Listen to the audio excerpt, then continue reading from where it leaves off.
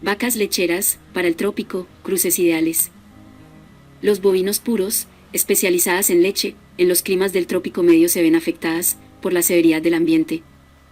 Para poder producir leche, en climas del trópico medio, son indispensables los cruces, para poder mejorar los bovinos productores.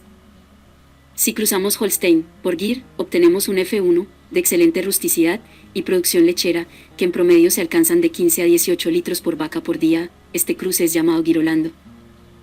La zona del trópico medio está a 1800 metros sobre el nivel del mar y predominan temperaturas promedio de 22 grados. Los bovinos Girolando, en estos climas tiene la bondad de resistencia a ectoparásitos, aunque puede sufrir por temas de moscas y garrapatas. Estos bichos afectan mucho a las vacas de alta producción lechera.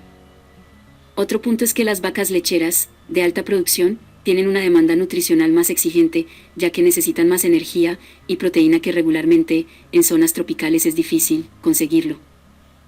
Un modelo de manejo que resulta bastante interesante es la estabulación completa, donde los animales duermen y comen en el mismo lugar. El ordeño se realiza bajo techo. Tienen un periodo de potrero, cuando están en la etapa de levante, y después son regresadas al sistema de estabulación. En este sistema de estabulado, la alimentación es a base de pastos de corte, con el cual aportan energía y fibra. Algunas veces es asociado con maíz para poder aumentar la cantidad y calidad de forraje. A las vacas en producción se les proporciona suplementación a la hora del ordeño y son ordeñadas 2 veces al día. La sincronización de lotes es indispensable para mantener un nivel productivo continuo durante todo el año y evitar fluctuaciones. El plan sanitario en el trópico medio debe incluir purgas, los baños y realizar la limpieza de las camas 2 veces por día. La cama puede ser de cascarilla de arroz y debe ser retirada 1 vez a la semana. El pasto debe estar disponible todo el día, libre voluntad del animal.